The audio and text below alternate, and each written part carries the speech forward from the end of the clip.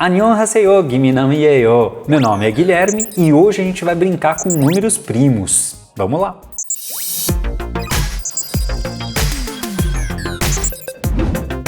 Bem-vindo e bem-vinda ao canal mais pop que K-pop. Hoje a gente vai fazer mais um exercício da seletiva da USP 2019, o Forbeshenko versus... Eu nem sei o que quer dizer isso daqui. Mas é isso que a gente vai fazer, tá? É o F. Para variar, eu cliquei errado, vou abrir aqui numa nova abinha, que você vai ver aqui em cima já abrindo, para eu poder submeter daqui a pouquinho o exercício. O problema Forbeshenko v. Rodvisky, que ninguém fique muito bravo comigo, eu tinha lido esse exercício quando eu fui olhar a prova a primeira vez. E a sacada aqui é a seguinte, vão ser dados dois números, 1 e 3, e eu quero saber a fração 1 sobre 3. A fração 1 sobre 3, ela é 0.33333, ela tem uma dízima periódica, né, que é o número 3, que fica infinitamente. E a gente se dá mal, porque precisa de infinito para digitar isso, né? Para memória, etc. Se eu quisesse representar exato na base 10, sem nenhuma maracutaia, que é o que a gente faz no mundo real, né? Então ele fala assim, mas existe uma base, por exemplo, a base 3, na qual esse número é representado como 0.1. Ele não é 0.33. Bom, né? Cada base vai fazer uma transformação diferente. Então o que a gente tem que pensar é que os números que a gente usa, eles são inteiros na base 10, né? Eles são inteiros na base 10. Em outras bases, são outros números, né?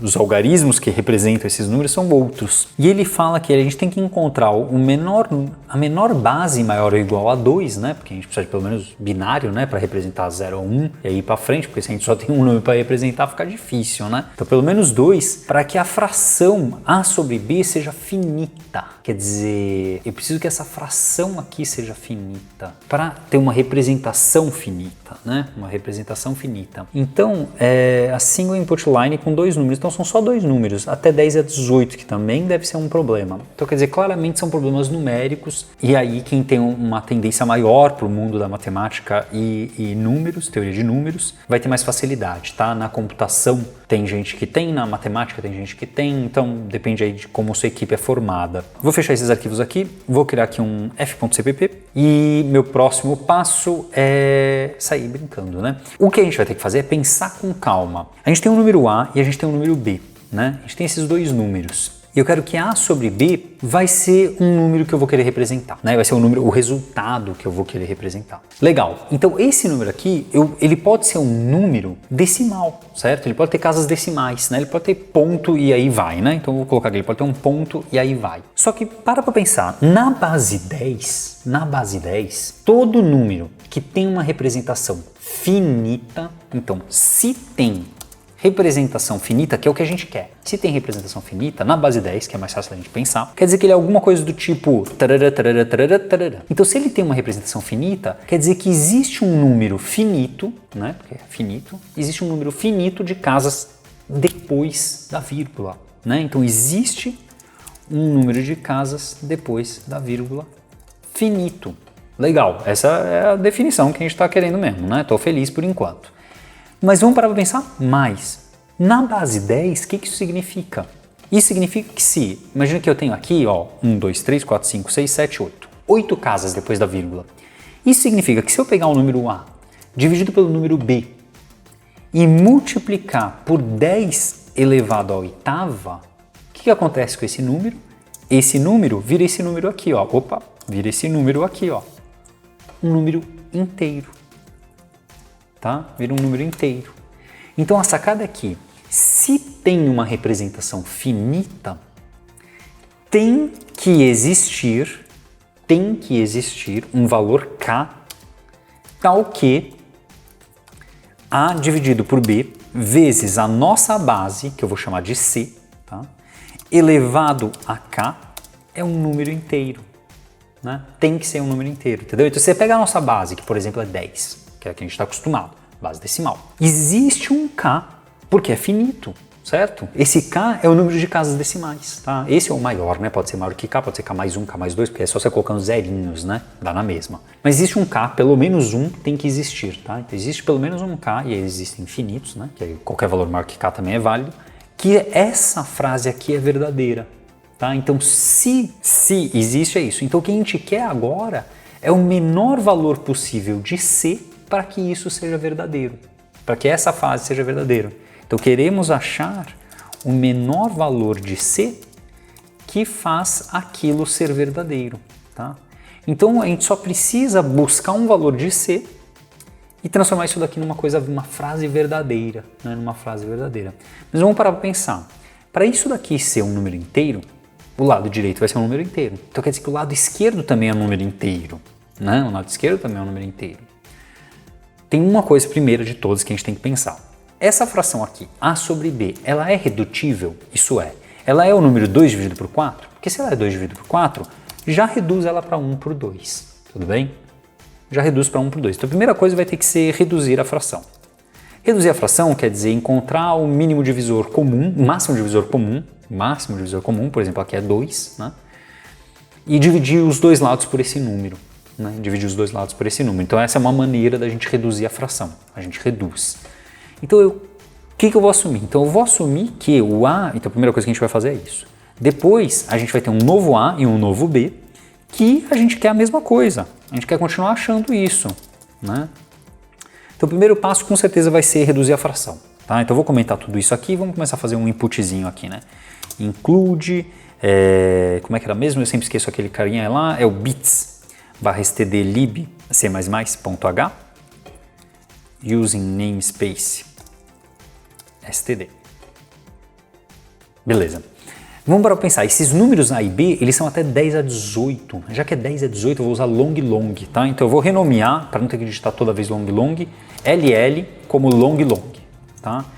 Então int main, return 0, LL A e B.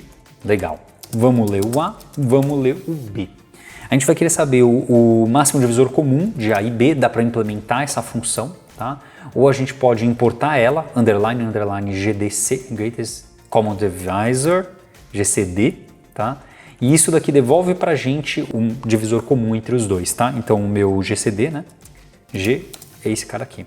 E o que eu faço? Eu faço o A, eu divido por ele, e o B, eu divido por ele. Tá? Então agora eu estou na forma reduzida da fração. Forma reduzida da nossa divisão. Tá? Agora eu estou na forma reduzida. Então legal que o GCD já existe para a gente na Standard Library, dá para usar, não precisa implementar, não precisa ficar decorando, dá para você implementar também. Na minha época a gente sempre implementava. Maravilha, então eu estou aqui, agora eu já estou aqui. O que eu quero fazer agora? Vamos parar para pensar. A dividido por B vezes C elevado a K. C elevado a K é um número inteiro, já é um número inteiro, porque C é inteiro, então C elevado a K é inteiro, certo? 3, pega um número inteiro e multiplica por ele mesmo quantas vezes você quiser, vai ser inteiro. A é um número inteiro, porque a gente recebeu. Então só sobra o B aqui, né? Só o mistério aqui é o nosso querido B, né? Porque a gente sabe que o A e o B não tem mais nada em comum, porque a gente já tirou, a gente já dividiu. Como a gente já dividiu, não tem nada em comum entre esses dois. Então aqui não é inteiro, essa divisão aqui não é inteira, certo? Pode não ser inteira, certo? Aliás, ela não é inteira, né? Só vai ser inteira se for B for 1, né? Porque se B for qualquer outro valor, não tem fatores comuns entre esses dois mais, porque a gente já tirou os fatores comuns. Então isso daqui não é mais inteiro, a não ser que B seja igual a 1, tá? Então o que eu tenho que assumir é que agora esse meu B aqui, para isso daqui ser verdadeiro, o que eu tenho que acontecer? Esse lado da direita, porque repensa, né? A dividido por B vezes tudo isso é um número inteiro, é a mesma coisa que A vezes C elevado a K, é a mesma coisa, né? Só estou reescrevendo, estou jogando para dentro da divisão, sabe? Coloca assim, escreve assim no papelzinho, joga para cima e tal, e não sei o que, mesma coisa, tudo bem? É um número inteiro. Então quer dizer o quê? O A eu sei que não vai rolar, porque não tem fator comum entre A e B. Mas então para isso ser um número inteiro, para isso daqui ser verdade, né? Para a gente encontrar um C que isso é verdadeiro, então os fatores de C tem que, ou de B, né? Os fatores que estão presentes em B têm que estar presentes em C. Eles têm que estar presentes na base que eu quero. Né? Por quê? Porque imagina, se aqui eu tenho o fator o 3 e o 5, quer dizer, é o número 15, tudo bem? É o número 15. Bom, aqui não tem 3 nem 5, porque eu já tirei, eu já fiz o GCD. Aqui tem outras coisas que não me importa, porque o que só me importa é que seja um número inteiro. Então o 3 e o 5 tem que aparecer aqui. Tem que aparecer aqui. Então o C é 15. né? O C é 15, por quê? Porque daí o 3 divide com esse 3, o 5 divide com esse 5 e o resto eu não tô nem aí, porque vai ser um número inteiro, tá? Então essa é a sacada. São algumas sacadas, né? Primeira, reduzir a fração. Quando a gente reduz o A e o B, a gente tem a garantia de que agora nenhum fator de B está em A. Nenhum fator de B está em A. Você coloca em evidência aqui dentro da divisão, né? Então agora a gente tem isso. A gente sabe que aqui não tem nenhum fator de B, então aqui tem que ter os fatores de B para isso ser verdadeiro. Como aqui tem que ter os fatores de B, o nosso trabalho se resume a achar uma base que possua os fatores de B. Mas tem que tomar um cuidado, né? Eu dei o exemplo de 3 e 5, né? Então se B for 15, né? 3 vezes 5, então o C seria 15, né? Eu pensei dessa maneira. Mas e se o B for 3 ao quadrado e 5? Quanto que tem que ser o C? C vai ser 9 vezes 5, que é 45, ou C vai ser 15, que é o 3 vezes 5, tá? E a sacada tá aqui, a gente só quer minimizar o C. Ele pede para minimizar a menor base, Então se eu puder escolher essas duas, é para escolher essa, é para escolher a menor, porque ele pediu para escolher a menor, certo? O juiz ou a juíza pediu para escolher a menor, quem criou esse exercício.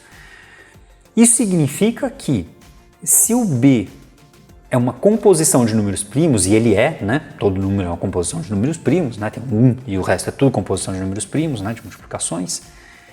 Eu posso jogar fora a potência. Por que eu posso jogar fora a potência? Porque o número 45 é um múltiplo de 15. É 15 vezes 3. Então eu só preciso saber os fatores. Eu não preciso nem saber as potências. Eu não preciso nem saber as potências. Então quer dizer, posso jogar fora. Então eu estou interessado, C igual a 15 é a solução. Então eu resolvi, o meu problema se resumiu a, agora que eu já tenho o GCD, o que eu quero saber é quais são os fatores de B. Só isso. Quais são os fatores primos de B? Só isso que eu quero saber. E multiplica eles e a gente tem a nossa base. Legal? Eu tenho o nosso C. Qual que é o problema agora? O problema é esse 10 a 18. Calcular todos os fatores até 10 a 18, complicado. Complicado, porque pode ser um número primo, entre 10 a 17 e 10 a 18. E você tem que chegar até ele para saber, né? Tem um pouco menor, né? Você pode chegar até 10 a nona, mas beleza, assumindo que é até 10 a nona.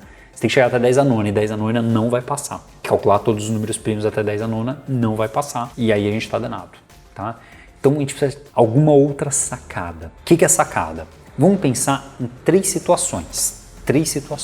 A situação é a seguinte, eu quero saber então quem são os fatores de B. Como é que eu posso fazer isso agora? Então eu quero saber os fatores de B. Bom, primeiro, A eu não estou usando, certo? Já que eu não estou usando A, ó, eu posso tirar essas três linhas e fazer simplesmente que é B divide pelo GCD de A e B. Mais direto ainda, tá? Só divide, pronto, a gente tem o nosso B bonitinho, tá? Então tá a forma reduzida só a parte de baixo, a gente não precisa da parte de cima, azar. Então o que eu vou fazer agora? Eu vou chamar isso de resto, o nosso B de resto, tá? Eu prefiro chamar ele de resto. Então o valor dele atual é o B, é o nosso Bzão, maravilha. O que eu quero fazer agora? Eu quero pegar esse B e verificar se ele é divisível por 2. Porque se ele for divisível por 2, então 2 é um múltiplo, né? 2 é um fator. Então eu vou fazer um for. Muito cuidado aqui, foi um erro que eu cometi, demorei para detectar. Eu tenho que começar com um long, né? O meu i tem que ser um long, tá? Então eu começo com i igual a 0, não, igual a 1, sempre é divisível por 1, igual a 2. I menor ou igual a b, i mais mais. E aí para cada número, esse for tá ruim ainda, né? Porque ele vai até o b, que é 10 a 18, pode ser, certo? Pode ser até 10 a 18. O que eu vou fazer é, se o meu resto atual, meu número atual, né, que é 1 milhão, é divisível por i, se ele é divisível por i, então esse i é um fator daquele meu número. O i é um fator, então a minha resposta, que por enquanto era 1, né, a base 1 por enquanto, eu multiplico por esse número, resposta vezes igual a i. Maravilha, né? Então quer dizer, eu achei que o b, por exemplo, o b era 15, né, 3 vezes 5 é 15, então eu cheguei no número 3, a divisão por 3 é 0, então 3 tem que estar na minha resposta. Só que agora eu preciso tirar todos os 3's desse cara. Então eu vou pegar, enquanto o resto por cento i for igual a 0, eu pego o meu resto e divido pelo meu i. Tá? Então eu saio arrancando todos os 3. Né? Então se era 45, o que eu faço? Eu divido por 3, vira 15. Eu divido por 3 de novo, vira 5. Então eu divido duas vezes, mas eu só conto uma vez o número 3. certo? Só contei uma vez, que é aqui, ó, só contei uma vez. Aí ele vai chegar no 5, e no 5 ele vai fazer a mesma coisa, vai multiplicar por 5, a resposta vai ser 15. Tudo que a gente tem que fazer é imprimir a resposta. Teoricamente acabou. Tem bastante coisa para a gente melhorar aqui. Vamos lá. Vou dar um clear, g++ menos OF, f.cpp. A gente vai testar um f.in, que o primeiro exemplo que ele dá é aquele exemplo do 1/3, que é 1 e 3. E deu 3, maravilha. E depois o segundo exemplo é 2/4, que é o f2.in, que é o 2/4. Vamos testar. 2/4 funcionou, que é 2, que era o resultado que ele tinha dado. E agora a gente tem um outro exemplo que eu vou parar para pensar. Pensa no seguinte, e esse número aqui, olha, 5 dividido por 1. 5 por 1 já é divisível por 1. 5 já tá beleza, né? Então a base é a base 2. Lembra? O mínimo é a base 2. A base binária, não sei porque eu compilei. O mínimo é a base binária. E aí ele imprime 1. Tá? Então esse foi um erro que eu peguei aqui no meu código algumas vezesinhas. Então na verdade eu tenho que pegar o maior valor entre 2 e isso daqui. Né? Se resposta for menor do que 2, por favor, devolva 2. Tá? Vamos testar de novo. Ó. Então beleza. Opa, aqui eu acho que eu tenho que falar que é um max de long. Tá? Por isso que não pegou aqui o max. Maravilha. Rodou, deu 2. Legal. Então tá funcionando. Só que agora a gente tem que pensar nos números grandes. Isso daqui vai demorar em número grande, porque aqui o número é muito grande, até 10 a oitava. Mas para pensar, não precisa até 10 a oitava, porque eu estou dividindo o resto, né? O número está diminuindo. O número começou com 45, virou 15. Eu não preciso testar pelo número 20. Eu preciso ir no máximo, até o resto, até o número atual, né? Até o número que eu estou trabalhando, né? Se eu estou trabalhando com o número 15 agora, eu só preciso chegar até o 15. Não preciso chegar no 16, né? E aí se eu já virou o número 5, eu não preciso chegar no 15, eu posso chegar só no 5. Então, menor ou igual a resto, já acelera. Mas mais ainda, lembra, quando um número é primo, para um número ser primo, aliás, para eu pensar agora com calma, isso aqui ainda não é suficiente. Porque se você me der um número primo que está lá perto do 10 a 18, o que vai acontecer? Não vai resolver, porque ele ainda vai tentar chegar até o 10 a 18. Tá? Então tem que tomar esse cuidado, aqui ainda não é o suficiente. Então até que número que eu tenho que ir? Em geral o que a gente faz é tentar chegar até a metade. Até a metade seria, olha, enquanto o quadrado disso for menor ou igual a esse número. Tá? O quadrado desse cara for menor ou igual. Então quer dizer, enquanto ele, né, até o 10 a nona, até o 10 a nona. Então aqui eu conseguiria fazer, no pior dos casos, até 10 a nona. Tá? Até 10 a nona eu consigo saber. Mas a gente pode ir além. A gente está pensando em 10 a 18, 10 a nona ainda é muito.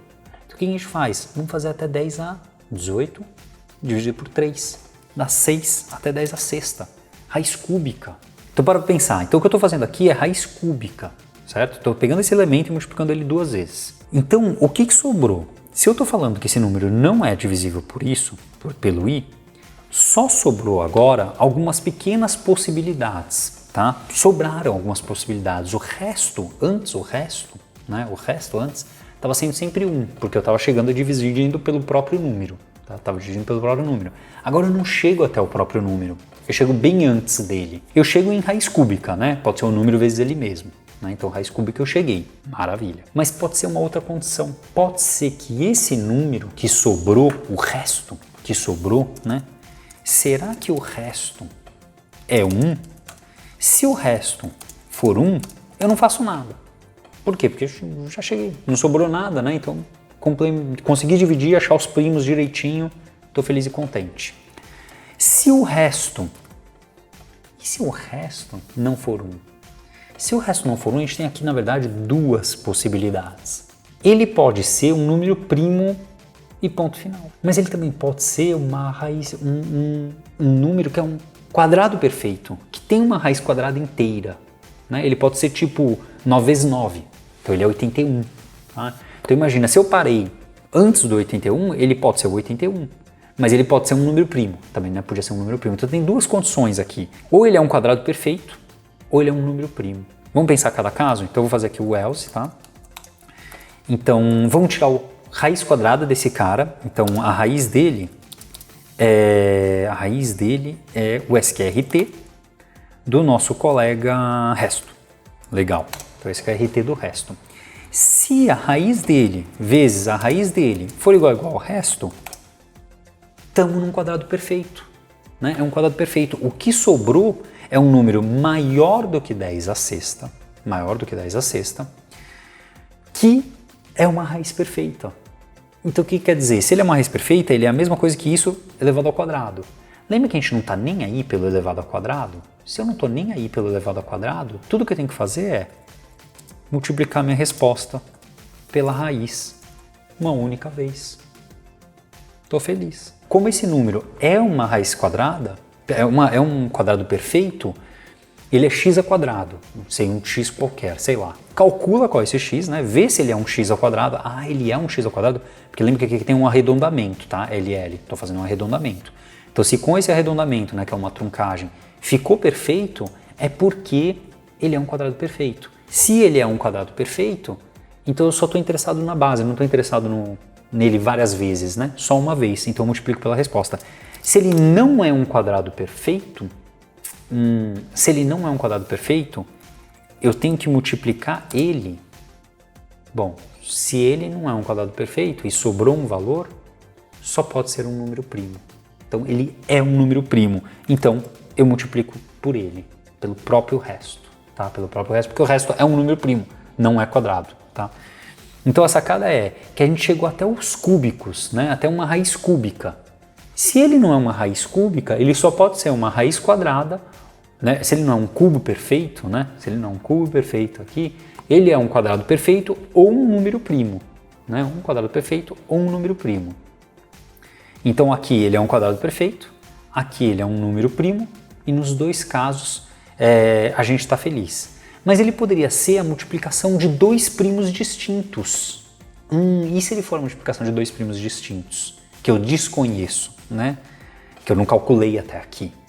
Se ele for a multiplicação de dois primos distintos que eu desconheço, eu tenho que multiplicar pelos dois. Né? Eu tenho que multiplicar pelos dois. Porque lembra, é o A e o B. Não, o A e o B não, né? Desculpa, o X e o Y. Os dois são primos. Eu tenho que multiplicar por esses dois. Né? Porque é o 3 e o 5, eu tenho que multiplicar pelo 3 e tenho que multiplicar pelo 5. Então a sacada final é essa. Ele só pode ser um número primo, ele pode ser 1, que não é nada, né? Ou um número primo, ou um quadrado perfeito, ou dois números primos sendo multiplicados. E os dois números primos sendo multiplicados, eu simplesmente multiplico eles. Se é só um número primo vezes o próprio número primo, eu só multiplico uma única vez. Se é 1, eu não faço nada. Aí você fala, mas podia ser 3 números primos, um número primo vezes outro número primo vezes outro número primo. Não pode, porque se fosse 3 números primos, a gente caía nessa situação. A gente já passou por todas as possibilidades de 3 números primos. Todos os 3 números primos que são menores ou iguais a resto, a gente já passou. Então agora a gente só tem a possibilidade de ser 2 números primos ou 1. Os 2 números primos podem ser iguais, podem ser distintos, ou pode ser 1, né? Então eu acho que é isso. Será que é isso? GCG++. Vamos lá. Depois eu vou dar uma batidinha no código, só para não ficar esse if nojento aí, tá? Mas eu primeiro queria submeter sim, tá? 3, 2 e 2, tá? A gente pode também colocar aqui um arquivinho, ele não necessariamente é o pior, tá? Você precisaria encontrar algum caso pior aí. 1, 2, 3, 4, 5, 6, 7, 8, 9, e aí agora a gente tem 18, tá? Então eu tenho 18 e 18. Esse caso aqui é um caso simples porque ele um é divisível pelo outro, ele tira o GCD e acabou, né? Então 1, 2, 3, 4, 5, 6, 12, 18. Vamos tentar agora. Aí agora sim deu um número aí que eu não tenho a menor ideia se era para dar ou não, tá? Então eu vou copiar isso daqui e vou tentar submeter. Vamos lá, pastear aqui, é o F de Fernando, de Fabrício, de F, um monte de coisa, e deu algum errinho aqui meu. Beleza, ele deu algum erro, eu não tenho ideia do que, o que eu vou fazer é tentar dar uma melhoradinha nesse código aqui enquanto isso. Eu suspeito que esteja aqui nesse finalzinho, né? Então esse resto aqui igual a 1, se o resto é 1, né? Se o resto for 1, significa que não estou nem aí para o resto. Porque pensa, se o resto for 1, SQRT do resto é 1. 1 vezes 1 é 1, e aí eu multiplico a resposta por 1. que é a mesma coisa, não fez diferença nenhuma, certo? A resposta é a resposta que eu tinha até agora. E se o resto for diferente, né? Então quer dizer que eu tenho mais de um fator, então aqui, né? Então quer dizer não é nenhum e não é nenhuma raiz quadrada perfeita. Então quer dizer que eu tenho dois fatores aqui. Tenho dois fatores, um número x e um número y. Então se eu tenho um número x e um número y, eu vou querer multiplicar pelo x e pelo y que eu estou fazendo aqui, certo? Estou multiplicando pelos dois e aí eu imprimo. Vou tentar dar um copy aqui, mas não deveria fazer diferença nenhuma. Estou mandando para o F e funcionou. Por qualquer motivo bizarro da natureza, esse if que eu estava fazendo aqui, ó, if resto igual a 1, ele não estava trazendo o resultado para a gente. Quer dizer, ele está literalmente multiplicando pelo próprio 1 e passa. E sem isso, não passa. Legal? Então eu vou deixar aqui o comentário com esse if não passa. E eu não tenho a menor ideia. Eu chuto que seja alguma coisa de arredondamento do SQRT, tá? Mas, de novo, não deveria ter teste que fica dependendo do arredondamento não dessa forma, não quando o resto é 1. Não acredito que a gente deveria ter, não é positivo, eu acho, ter exercício que depende disso. É claro que qualquer pessoa poderia ter escrito dessa maneira que eu escrevi, qualquer pessoa poderia ter escrito da outra, então é justo para todo mundo, porque é azar, entendeu? Azar. Quem teve azar, teve azar. Quem teve sorte, teve sorte. A sorte pode afetar todo mundo numa competição. Faz parte. Numa competição, infelizmente, como qualquer coisa na vida, a gente tem às vezes sorte ou azar. Então, acontece isso. Então, sem o if, o código passa. Beleza? Então é isso. Foi uma sacada de trabalhar com números primos. Eu acho que esse exercício é avançado e legal porque em vez de você construir os primos, você destrói o número pelos fatores dele, certo? Você sai dividindo pelos fatores. Você não calcula todos os primos primeiro e depois sai utilizando. Na minha época de competição tinha muito exercício que era assim. Era construir os números primos e trabalhar em cima deles. A gente tinha que fazer GCD na unha, etc. Agora fica tudo mais simples. Você já chama um GCD, tem a forma reduzida e sai tirando, diminuindo esse número B, né, que é um exercício legal. E depois tem essa outra sacada, que a gente fez um limite, de que a gente sabe que o número que sobra não é a composição de 3 números, tem que ser a composição de 2. Então, ou é a composição de 1 com 1, ou é um quadrado perfeito, ou são 2 números primos. E essas 3 soluções são cobertas aqui dentro. Legal? Beleza? Bora para a próxima. Depois me fala como você implementou com o que você passou. Anion Ri, PCO.